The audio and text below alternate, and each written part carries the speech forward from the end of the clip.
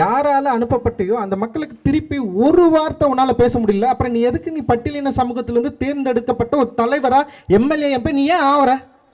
இந்த பாராளுமன்ற தொகுதிக்கு 7 தனி தொகுதியில் மட்டும் வேலை செய்வோம். 7 தனி தொகுதியில் எந்த பட்டியலின அதாவது என்ன சொல்றது, எந்த தலித் அமைப்புகள் நின்றாலும் அவங்களுக்கு நம்ம வந்து தேர்ந்தெடுப்போம். இவங்களுக்குள்ள ஒரு கூட்டணியை உருவாக்குவோம். எதுக்கு பிரிச்சு நிற்கணும்? 7 தொகுதி 7 கட்சி ஒவ்வொரு இடத்துல நிக்கட்டும். 7 கட்சிக்காரன் 7 தொகுதியில வேலை செய்யலாம். யாரும் யோசிச்சு பாருங்க, எங்கேயாவது ஒரு கூட்டம் போட்டு மக்கள் ஒன்னா இருக்கணும்னு சொல்லி யாராவது பேசிட்டு இருப்பாங்களா? இந்த மாதிரி வந்து ஒரு தலைவருடைய மீட்டிங்ல போயிட்டு யாராவது வந்து தன்னுடைய சாதி பெருமைகளை, சுயசாதி கேவலத்தை பேசிட்டு அங்க உட்காந்துருப்பானுங்க. நாங்கள் ஆண்ட பரம்பரையில் வந்தோம், நோண்ட பரம்பரையில் நோண்டிக்கிட்டு இருக்கோம்னு சொல்லுவானுங்க. இங்கேதான் புரட்சியாளர் அம்பேத்கர் வழி வந்த பிள்ளைகள் தான் ஒற்றுமை பத்தி பேசிட்டு இருக்குது, மனித குலத்தோட ஒற்றுமையை பற்றி பேசிட்டு இருக்குது. அதுவும் தனி தொகுதியில் வந்து இந்த கட்சி சார்பாக நிற்கிறவங்களுக்கு ஓட்டப்படுது. ஏன் எத்தனை தலித் அமைப்புகள் இருக்குது இங்க? ஏன் பிஎஸ்பி இல்லையா, விடுதலை சிறுத்தைகள் இல்லையா, புரட்சி பாரதம் இல்லையா, எக்கச்சக்க இந்திய குடியரசு கட்சி இல்லையா? எல்லாத்துக்கும் ஓட்டு போடுவோம். நம்ம நமக்காக பேசுறவங்களுக்கு நம்ம ஓட்டு போடுவோம், மற்றவங்களுக்கு ஏன் ஓட்டு போடணும்? நம்ம இந்த நந்திஸ் படுகொலைக்கு வந்து யாருமே கண்டனம் தெரிவிக்கலங்க. எந்த கட்சி தலைவரும் கண்டனம் தெரிவிக்கல. தலித் அமைப்புகள் தவிர, முற்போக்கு அமைப்பு, கம்யூனிஸ்ட் அமைப்புகள் தவிர வேற யாருமே வந்து இதை வந்து பேசவே இல்லை. இங்க மிகப்பெரிய வந்து திராவிட முன்னேற்ற கழகங்கள் இருக்குது, அதிமுக இருக்கு, எல்லாமே இருக்கு. ஏன் வந்து அவங்களுக்கு ஒரு கொலையாவே தெரியல? எப்ப கொலையா தெரியும் அவங்களுக்கு? ஏன் அந்த கொலையா தெரியலன்னு வந்து அங்க இருக்கிற தேர்ந்தெடுக்கப்பட்ட எம்எல்ஏக்கள் சின்ன அழுத்தம் கொடுத்துருக்கலாம்ல? ஜெய்பீம், ஜெய்பீம். எனக்கு கிடைக்கிற ஒவ்வொரு வாய்ப்பையும் நான் ஜெய்பீம் சொல்வதற்காக பயன்படுத்திக் கொள்ளுவேன். நீங்களும் பயன்படுத்திக் கொள்ளும். மகிழ்ச்சி. ஜெய்பீம், ஜெய்பீம். அந்த வார்த்தை சொன்னாலே கெத்தேருது இல்ல? இல்லை, அதாவது தீவிரமா சொல்லணும். இப்பெல்லாம் இன்னைக்கு வந்து நான் என்னோட ட்விட்டர்ல வந்து இந்தியாவின் தேசத்தந்தை புரட்சியாளர் அம்பேத்கர்னு போட்டேன்.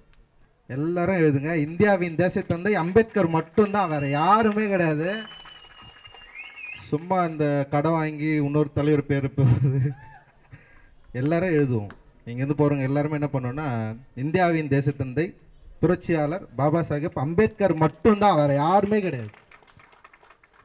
ஏன் அதை சொல்கிறேன்னா வந்து உடனே சொன்னோடனே வந்து நிறைய பேர் கேட்பாங்க, இவர் மகாத்மா காந்தி தானே அப்படின்னு சொல்லி. கிடையாது, அம்பேத்கர் தான் இந்த மனித குலத்தினுடைய மாண்பை நிமிடத்துக்கு நிமிடம் பேசினவர். சமூகங்களுடைய ஒற்றுமையை பற்றி நிமிடத்துக்கு நிமிடம் பேசிய மாபெரும் பெரும் ஆசா. அதாவது என்ன வார்த்தை சொல்கிறேன்னே தெரில. சக்திதாஸ் ஐயாவை இன்னைக்கு அவங்க மனைவி இறந்ததுனால சந்திக்க போனேன். அழறாரு. மனைவி செத்ததுக்காக அழவே இல்லை. அவர் கண்ணிலேருந்து கண்ணீர் ஊற்றிட்டே இருக்கு. பார்த்தோன்னே ரொம்ப பதட்டமாகுது. ஏன் அழணும்? அது ஏதோ ஒரு நைட்டில் தன்னுடைய மக்களுக்காக வழக்கு வாதாடக்கூடாது அப்படின்றதுக்காக கல்லெறியப்பட்டு அந்த கல் வந்து வீட்டுக்குள்ளே விழுந்தோம் அமைதியாக உட்காந்துருந்தார்ல புரட்சியாளர். அவருடைய நீச்சி தான் அந்த கண்ணீர். அது இன்னும் தொடர்ந்துக்கிட்டே இருக்கு. எவ்வளோ இலக்கியங்கள் படைச்சாச்சு, எவ்வளோ விஷயங்கள் இங்கே நடந்துட்டு இருக்குது தொடர்ந்து. இப்போ திரைப்படங்களும் எடுத்துட்டோம். 4 படம் எடுத்தோடனே நிறைய பேசுகிறாங்களாம் இப்போ நிறைய பேர் சொல்கிறாங்க. ஒரு படம் எடுக்கலனால நான் நிறைய பேசுவேன். படமே எடுக்கலனாலும் பேசுவேன்.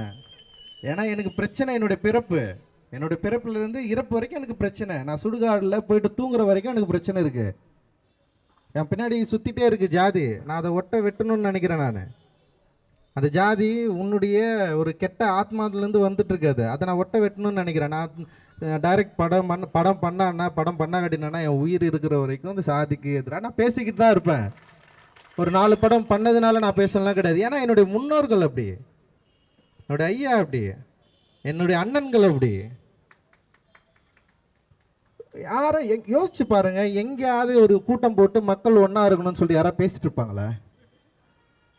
இந்த மாதிரி வந்து ஒரு தலைவருடைய மீட்டிங்ல போயிட்டு யாராவது வந்து தன்னுடைய சாதி பெருமைகளை, சுயசாதி கேவலத்தை பேசிட்டு அங்க உட்காந்துருப்பானுங்க. நாங்கள் ஆண்ட பரம்பரையில் வந்தோம், நோண்ட பரம்பரையில் நோண்டிக்கிட்டு இருக்கோம்னு சொல்லுவானுங்க.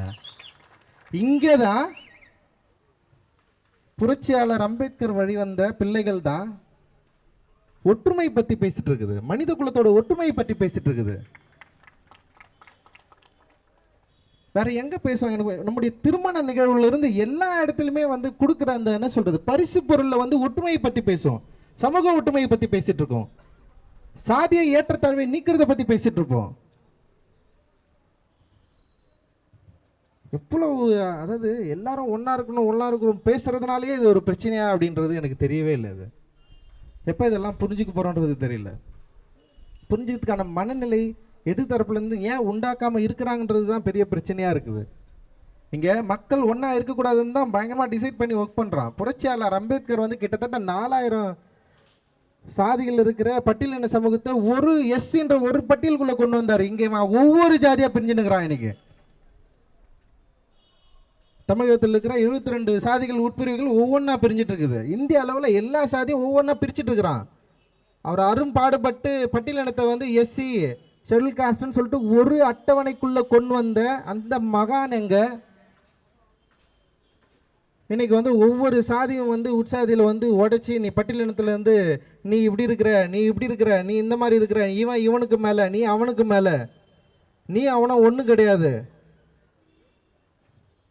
எவ்வளவு முரண்பாட்டு விஷயங்களை நமக்குள்ள சொல்லி நம்முடைய ஒற்றுமைகளை உடைச்சி இவ்வளோ தூரம் உடைச்சி காலி பண்ணதுனால தான் இன்னைக்கு வந்து சங்கர் படுகொலை செஞ்சதுக்கப்புறம் நம்மளால் ஒன்றும் பண்ண முடியல. கோகுல்ராஜ் படுகொலை செஞ்சதை நிரூபிக்கப்பட்டும் ஒன்றால் பண்ண முடியல. இன்னைக்கு வந்து நந்தீஸ்வாதி படுகொலையும் நடந்து முடிஞ்சிச்சு. இப்போ வந்து தருமபுரியில் ஒரு குழந்தை வந்து சூசைட் பண்ணிக்கினான், டீச்சர் திட்டினாங்கன்னு சொல்லிட்டு. அப்போ நமக்கு யார் ஆதரவாக இருக்கிறது, யார் ஆதரவாக இல்லை, எப்போ நம்ம யோசிக்க போகிறோம்? புரட்சியாளர் வந்து அரசியல் அதிகாரம் தான் மக்களுக்கான விடுதலைன்னு சொல்கிறார். அரசியல் அதிகாரம் நமக்கு கிடைச்சதா இல்லையா? கிடைச்ச அரசியல் அதிகாரம் எதன் வழியாக நம்ம வந்து காப்பாற்றிட்டு இருக்கிறோம், இல்லை அந்த அரசியல் அதிகாரத்தை நம்ம எப்படி வந்து மக்களுக்கு சர்வீஸ் பண்ணுறோம்? அதை வச்சுட்டு கிட்டத்தட்ட வந்து தமிழகத்தில் பட்டியலின சமூக எம்எல்ஏக்கள் எத்தனை பேர் இருக்கிறாங்க, எம்பிக்கள் எத்தனை பேர் இருக்கிறாங்க? இத்தனை பேரும் சேர்ந்து ஏன் குறைந்தபட்சம் நந்தீஸ்வாதி படுகொலைக்கு கண்டன குரலை எழுப்பல? நீ இருக்கிற கட்சி உன்னை பேச வைக்காது. அட்லீஸ்ட் நீ யாரால அனுப்பப்பட்டியோ அந்த மக்களுக்கு திருப்பி ஒரு வார்த்தை உன்னால பேச முடியல. அப்புறம் நீ எதுக்கு நீ பட்டியலின சமூகத்திலிருந்து தேர்ந்தெடுக்கப்பட்ட ஒரு தலைவரா எம்எல்ஏ எம்பி நீ ஏன் ஆவற? ஏன் இது வரைக்கும் நீ பேசல? நீ அப்ப உன் கட்சி உன்னை தடுக்குதா? உன்னை பட்டியலின சமூகத்துக்கு சார்பா நீ பேசக்கூடாது உன் கட்சி உன்னை தடுக்குதா? அப்ப உன் கட்சி தடுக்குனா உன் கட்சியில நில்லு, பொது வேட்பாளர் ஜெயிச்சு நீ உள்ள போ. நீ எதுக்கு பட்டியலின சமூக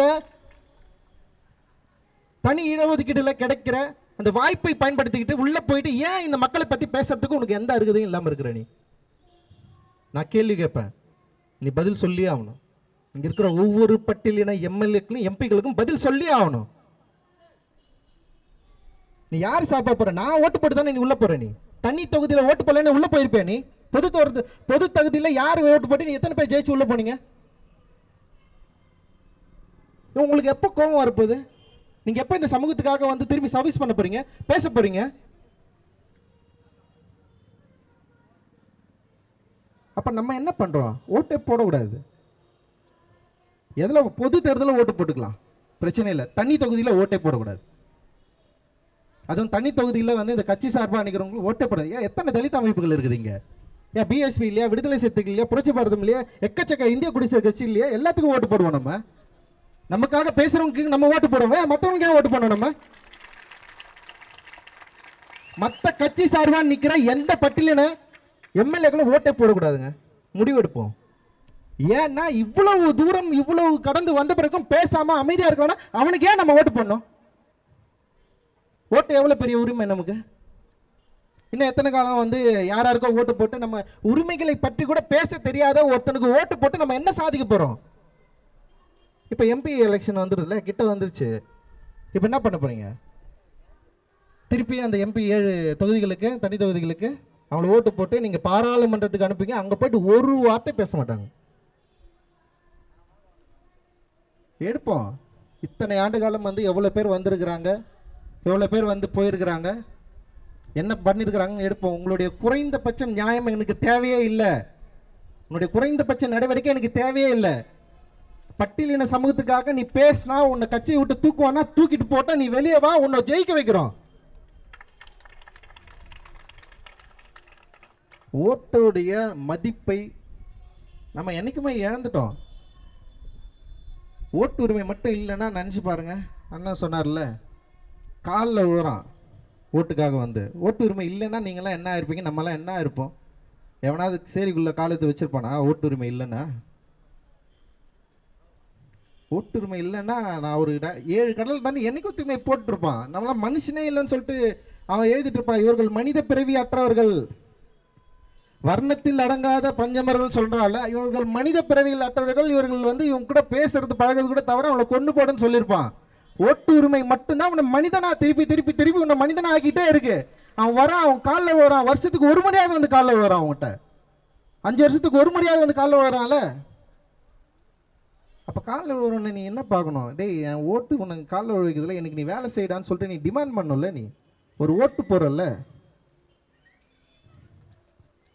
இன்னும் எத்தனை படுகொலைகள் நடக்கும் நம்ம வேடிக்கை பார்த்துட்டு இருக்க போறோம்.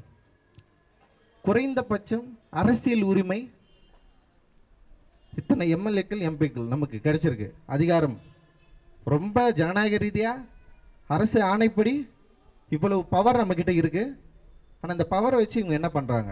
அப்போ பட்டியலினத்துக்கு சர்வீஸ் பண்ணாத எம்எல்ஏக்கள் வந்து ரிசைன் பண்ணணுமா இல்லையா? அதுக்கு நம்ம நெருக்கடி கொடுக்கணுமா இல்லையா?